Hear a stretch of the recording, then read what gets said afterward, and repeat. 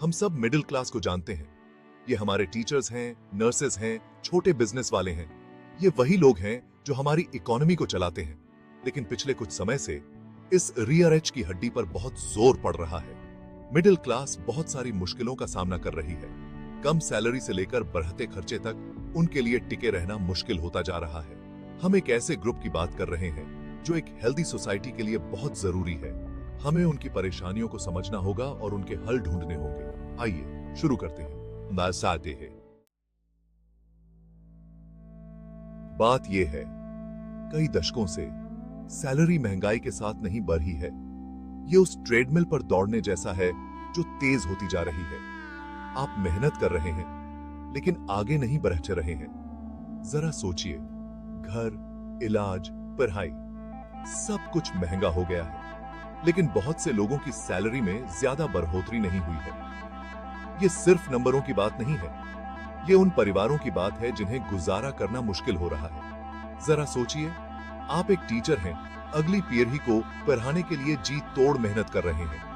आप एक्स्ट्रा घंटे काम कर रहे हैं, लेकिन आपकी सैलरी से मुश्किल से घर चलता है। अब आपके सामने दो रास्ते हैं, जरूरी चीजों पर खर्चा कम करें या दूसरी नौकरी करें। मिडिल क्लास के लाखों लोगों की यही हकीकत है।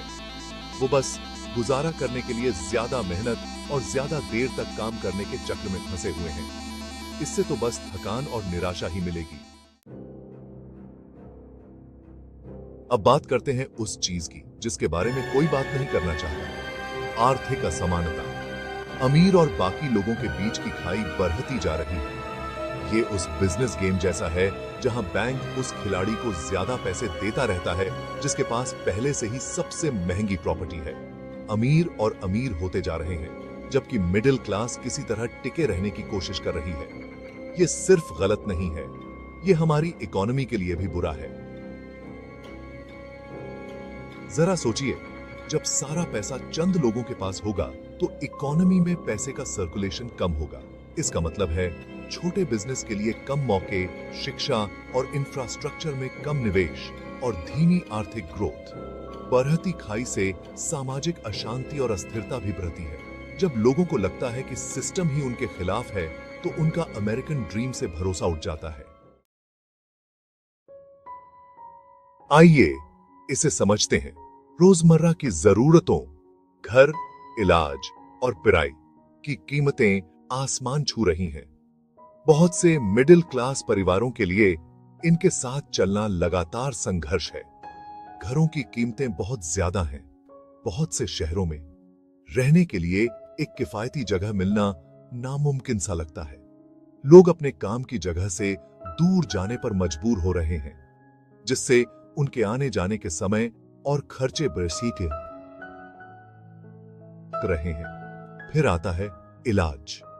अमेरिका में दुनिया का सबसे महंगा हेल्थ केयर सिस्टम है और यह और ज्यादा महंगा होता जा रहा है। एक मेडिकल इमरजेंसी ही परिवार की सारी जमा पूंजी खत्म कर सकती है। और पढ़ाई की बात ही ना करें, कॉलेज की फीस महंगाई से भी तेजी से बढ़ रही है।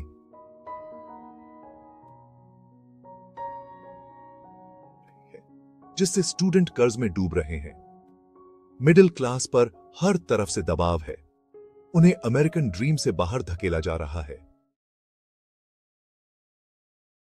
भाग 5, जॉब सिक्योरिटी की डगमगाती जमीन।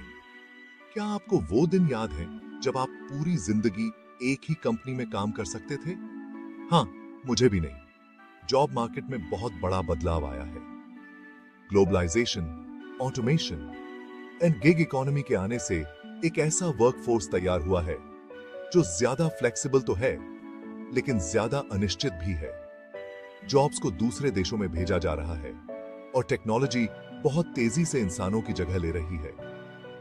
यह नई हकीकत ने मिडिल क्लास को खास तौर पर प्रभावित किया है।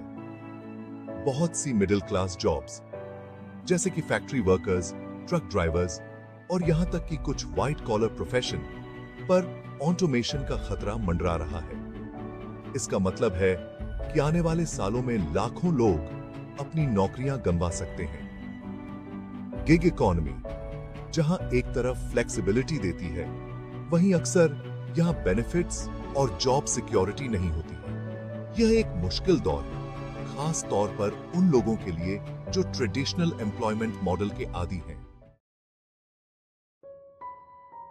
भाग 6, स्टूडेंट लोन का भारी बोझ। आइए बात करते हैं स्टूडेंट लोन के बारे में। एक ऐसा संकट जो पूरी पीढ़ी को तबाह कर रहा है। कॉलेज को अक्सर एक अच्छी जिंदगी की टिकट माना जाता है, लेकिन बहुतों के लिए यह एक बड़ी कीमत के साथ आती है। ट्यूशन फीस बहुत बढ़ गई है और बहुत से स्टूडेंट को इसका खर्चा उठाने के लिए लोन लेना पड़ता है। इससे उनके ऊपर ग्रेजुएशन से पहले ही कर्ज का पहाड़ खड़ा हो जाता है।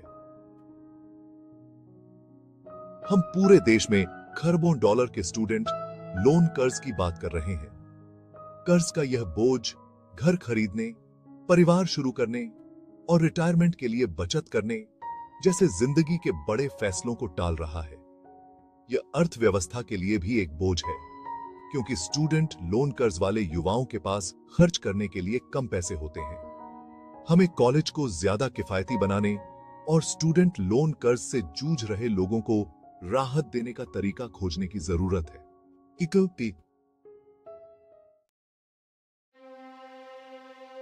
भाग 7, नीतियों की नाकामी, आग में घी डालना। बात यह है, मिडिल क्लास के सामने आने वाली बहुत सी चुनौतियां नीतिगत फैसलों का नतीजा है।